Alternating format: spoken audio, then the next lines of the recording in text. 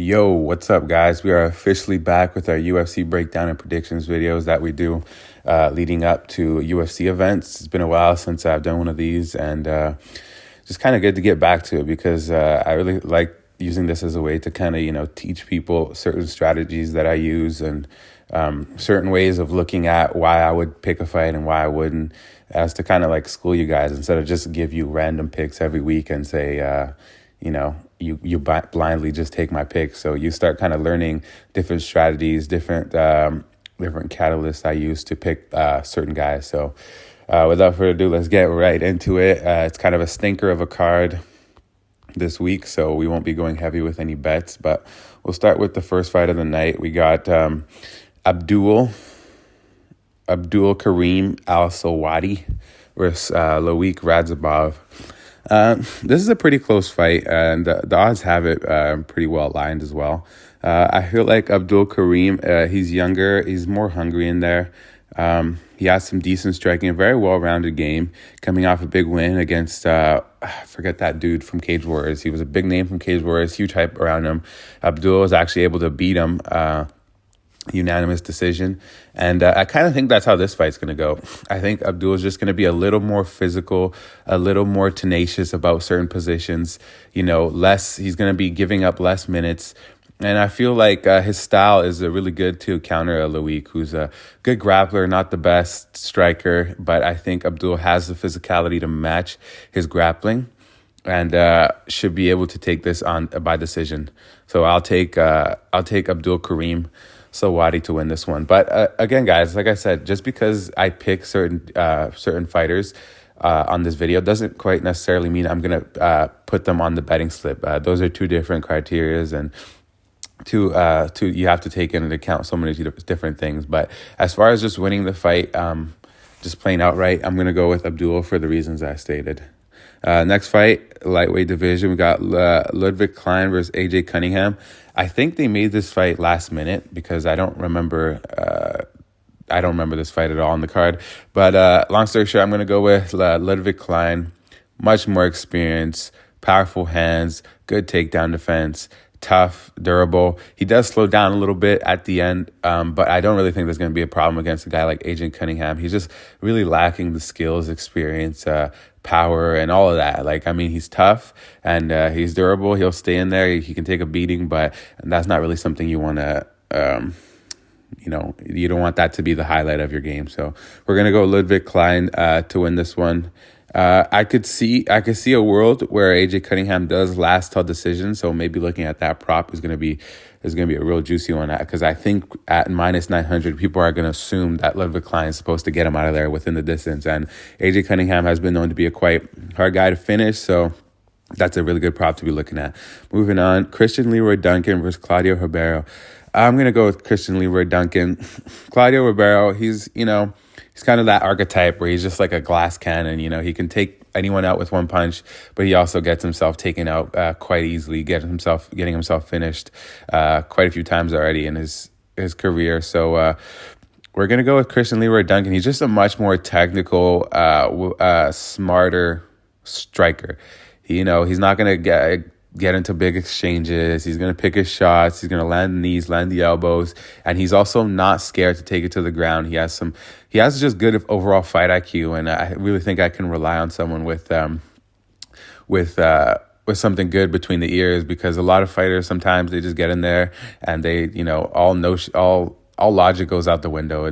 You'll see a lot of guys just throw away fights because they have no IQ, and I don't feel that problem with Christian Leroy Duncan. And I think he is lacking a bit in athleticism, power, and explosiveness compared to Claudio Ribeiro, but I think his other attributes will get him across the finish line. So I got Christian Leroy Duncan by either a late finish or a decision victory. Moving on, we got Aiemann Zahabi versus Javid Basharat. I'm going to go with Javid Basharat. I'm sure everyone's going with Javid Basharat. He's just a much more slicker, technical striker, and as well as the much more slicker, technical grappler. So he has Aiemann Zahabi beat in a lot of facets in the game. He's younger. He's going to be more hungry. He's got decent experience now. He's fought quite a few times in the UFC, undefeated in the UFC. I just don't see a world where Aiemann Zahabi can win this one by decision in any way. So I'm going to go Javid Basharat to take this one by decision or late submission. Moving on, and the next one we got UFC debutantes here. I actually don't know much about both of these guys, but I do know that Vinicius Oliveira is quite the athlete, and he really impressed me in his Contender Series. Just a lot of athletes, it looks like they use just their athleticism in their fight. You can tell Vinicius Oliveira had some skill as well, and he's taking on Albania's Bernardo Sopaj, 11-2. Again, guys, I'm going to give you a pick for this one, but this is a perfect example of what's the difference between giving a pick and actually putting it on the bet slip. So I'm going to go Vinicius Oliveira to get this one done by a TKO KO over a round and a half. I'm not necessarily going to bet that, but I do suspect him to take the pick. The reason I'm not going to put this most likely on any bet slips is because they're both two debuting UFC fighters. Why would you want to take the risk? You haven't seen enough from them. You haven't seen how they adjust to the bright lights. And they're just both really young in their careers. And once we see a little more out of them in the UFC, then we can start making some good picks on them and how they'll fare with other fighters. But right now, they're both going up against another debuting guy. I think Vinicius Oliveira is going to take it, but doesn't necessarily mean I'm going to put him on my bet slip. Moving on, main fight of the prelims: Erik Anders versus Jamie Pickett. Main fight of the prelims: Erik Anders versus Jamie Pickett. I'm going to go with Erik Anders. I think he's just going to be more physical, much more experienced, good power in his hands. Is known to, do some good work up against the fence with his wall wrestling. I just don't think Jamie Pickett has anything to offer him. I mean, everyone has a puncher's chance, but Erik Anders is a very durable guy, very strong for the middleweight division. He's fought, a lot of powerful fighters before, so I don't think it's going to be anything new for him. I think he's going to have the wrestling advantage, and I think he's going to have the cardio advantage. So we're going Erik Anders to win this one, either a late TKO or a decision. First fight on the main card, we got Matt Schnell versus Steve Erceg. I'm going to go with Steve Erceg. He's shown very good long boxing in his few UFC fights. I think he's only had one or two, but like I said, I mostly don't like to pick guys who haven't had much to show in the UFC. I do think Steve Erceg is going to win this fight. He's got really good jiu-jitsu. He's going to be the bigger guy in there. He's got really good technical striking. He's willing to get into brawls, but he's also, you can tell he has his wits about him. He's not just going to go wild like a Matt Schnell he's really been tested in the UFC. He's not terrible at all either. I just think he's going to Steve Erceg is going to be too physical, putting the pressure on him, landing the straight shots. Matt Schnell is not going to have much to offer in the wrestling and jiu-jitsu. I mean, he is decent at both, but I think Erceg's got him a little bit matched in those. So I'm going to take Steve Erceg to win this one. I do think Matt Schnell can survive. So I think Steve Erceg is going to take this one by decision. Moving on, we got Umar Nurmagomedov versus Beksat.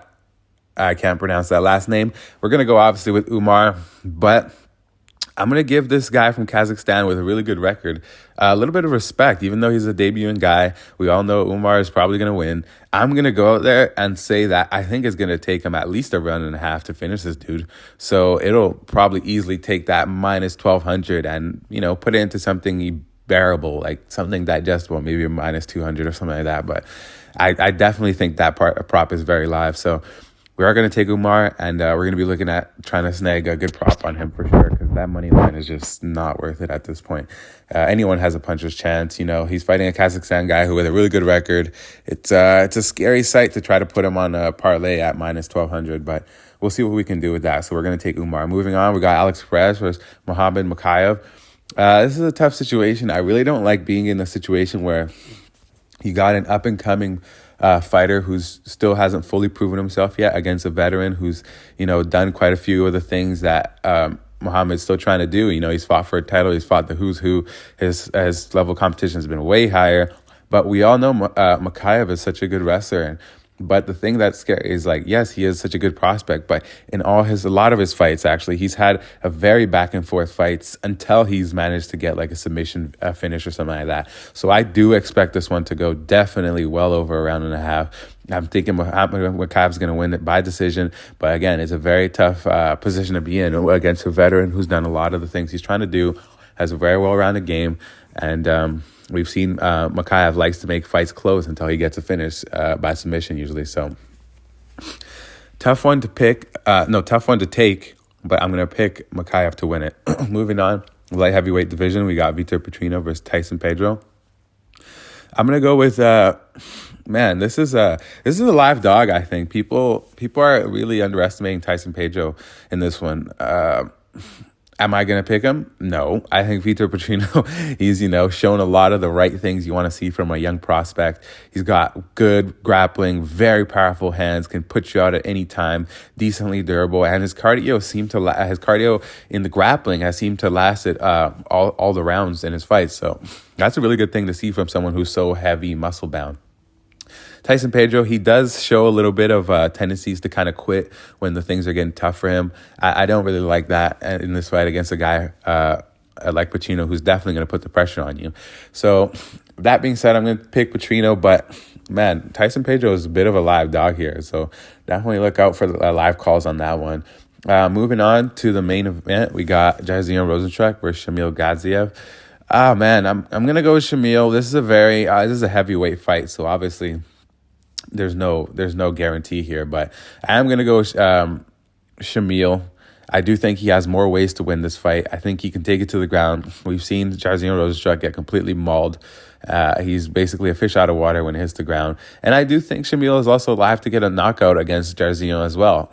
Obviously, Javid has had the higher level of competition in the UFC, more experience, bigger. I think he's going to be a more just overall just physical dude, and not with the grappling as well, but obviously, but just power, I'm gonna give Javid the advantage. But like I said, I think he's a little bit outmatched on ways to win here. Shamil's just got more ways to win, and it's a heavyweight fight, man. We've seen these heavyweights, once they get on the ground on their back, it's virtually over. So I can't go against a stat like that. So I'm gonna take Shamil to win, but obviously it's a heavyweight fight. Javid has a really good chance to knock him out in the first. And the one thing I definitely see happening in this fight is a finish. I don't see the fight hitting the last bell. So we're gonna go look at a finish for that one, and we're gonna take Shamil to win it. So yeah, guys, that's all the fights for the UFC Fight Night. Rozenstruik versus Gaziev. Not the best fights at all. Definitely not